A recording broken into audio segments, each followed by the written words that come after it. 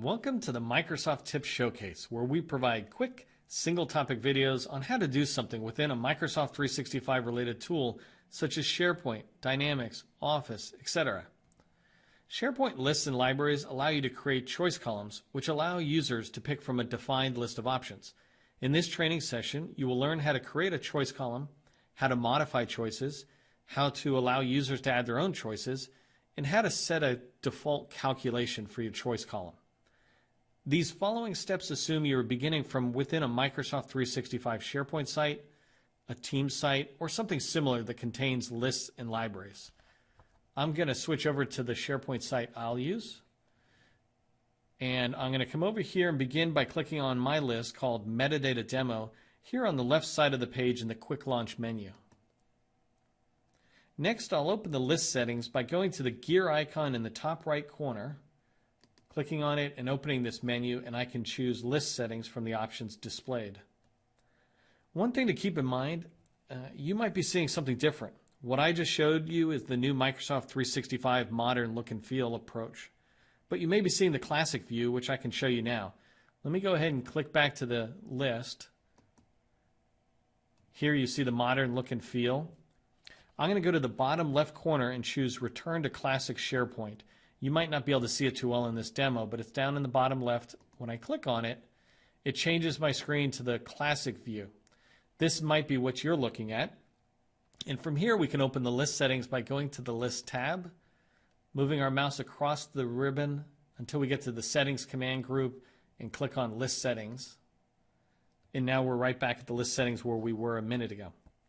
Let's go ahead and click on Create Column Link down at the bottom of this settings page. You'll see it below the columns.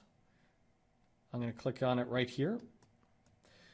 We're now on the form to create a new column, and I'll use it to walk you through what you need to do to create a choice column. So let's go ahead and enter a title in here. And because I'm treating this list as a mini staff directory, I'm going to call this Department. Next, choose the type for this field of choice. Give it a second to refresh.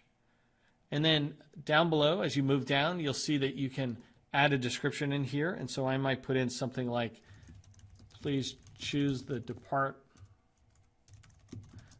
this person works in. When you look at the options for required or enforce unique values, those are generic to every column, so I'm not going to explain those there. But here we can come in and we enter our choices. I'll put in HR, IT, Sales, and PMO. Those are good choices right there.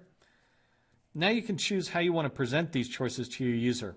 We can let them pick one option only by displaying it as a menu or a radio button. But if you want someone to choose multiple options, you would choose the check boxes. So right here you see drop-down menu, radio buttons, or check boxes. I already created two other columns that will show the choice for a drop-down menu and a radio. So I'm going to choose the checkbox, and when we go back, we'll see all three examples in there. The next decision you have is whether you want to allow users to fill in choices. I rarely use this with any customer since users tend to misspell, and choosing from a determined list provides consistency. I'll show you each of the options as we go forward into the list and back there. The next thing is default value. I often leave this blank. This is a choice you can make when you're creating your field. I'm going to come back and explain calculated values later. If you wanted to choose the default value, you can put it right here. Otherwise, leave it blank. And leaving it blank forces the user to actually choose. I'm going to leave Add to Default View in here so that we can see this field on our list when we go back. The column formatting, that's advanced, and I'm not going to talk about it today. Let's go ahead and press OK on the bottom right there. And now we're going to go back to the list by clicking on its name up here on the breadcrumbs, which is to the right of the logo. So here's the logo. To the right of it is the breadcrumbs, and that's the list name. I'll go ahead and click on that. And let's go ahead and add a department to one of our folks here on this list. You'll notice the department's right there. So I'm going to click on the ellipse, and you see the menu pop up. I can edit the item. I will click on that. And now the form comes up for this user. Here you'll notice at the bottom where it says department, that's the one we just created together. It's a checklist which allows me to choose the IT department, sales department. I can choose multiple options, right? There's my description that we put in. It's underneath the field. But you also see the two fields above it. It's the same options here. So the radio buttons, those only allow you to choose one option, sales or IT. You can't choose them both. But it allows you to see all your options at one time. And then up above, you have the drop-down menu, and this has the same options. And here you can choose sales or IT. And the idea of that is it frees up some space. These two, the menu and the radio buttons, those are really just a choice on your behalf. But the difference, again, remember, between menu and radio from the checklist is that checklist allows you to choose multiple values. The last thing to show you on this is where you can specify your own value. I told you I don't prefer it, but we are showing it to you that you can just, a user can click that and they can put in logistics, let's say. And now they've entered their choice. We'll go ahead and hit save. And now you'll see that there's two choices for that person because it's a checkbox and they showed up. So that's what the different options look like. One last thing to show you is the default settings as a calculation that I pointed out earlier. So let's go ahead and go back to our list settings over here on the ribbon. And we're back here at our environment. One thing I want to just mention is the scenario. Okay, so in this particular case, we want users to choose a fiscal year related to files they might be uploading. If I leave the default blank, they might not choose a fiscal year. If I put the current year in as the default, I got to remember to come back and change it. Otherwise, I'm going to have bad data because the users might just leave that default in there. But if I want SharePoint to do it, I could have SharePoint track the year for us and always default to the current year.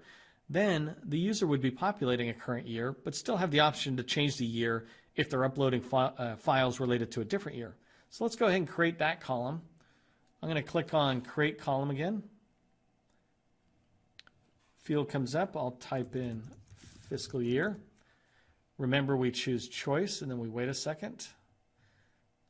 And here, I'm going to do a couple of things really quick. I'm going to put in 2016, 2017, 2019, and 2020. It doesn't really matter which I'm doing here because I'm going to come to the calculations. So now the calculated value, I'm going to choose this. I'll get rid of that part. And now I just need to enter in my calculation. In the calculation, hopefully I got this correct.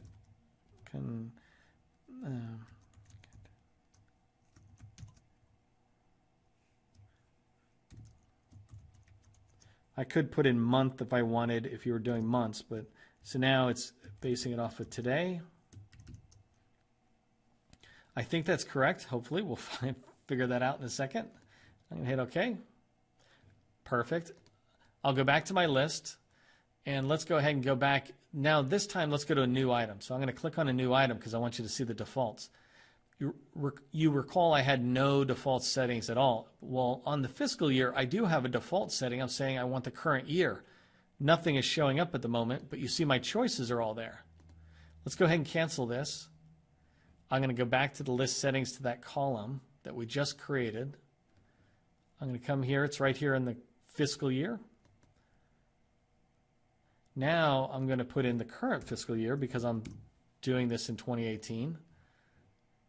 I'm scrolling down over here on the right on the bottom. I'm clicking OK. We'll go back using the breadcrumbs to our list. And up here on the top, I'm going to hit the plus sign for a new item. And now you'll see the default is there. That is a really handy feature when you start using choice columns or even any of the other columns that allow you to use calculations. As we move forward out of 2018 and into 2019, this default will change automatically. Now, when a user comes, they say, oh, no, I'm putting in some old tax data, for example, from 2017. They can change it. They have the option to change, but the computer or SharePoint is smart enough to know that you're probably uploading this year's data, so let me just set that year there. That's really an excellent option because then you don't have to keep coming back and changing it. That concludes this lesson. I hope you found this tip useful as you continue to use Microsoft 365 related products in support of your day-to-day job. Please provide me feedback in the comments, including suggestions for tips you'd like to see. If you found this tip helpful, please share it with others in one of the social media platforms or just give it a thumbs up. I'm your host, Neil McDonald with SV MacPack. I thank you for joining me today and hope you'll join us again for other tips.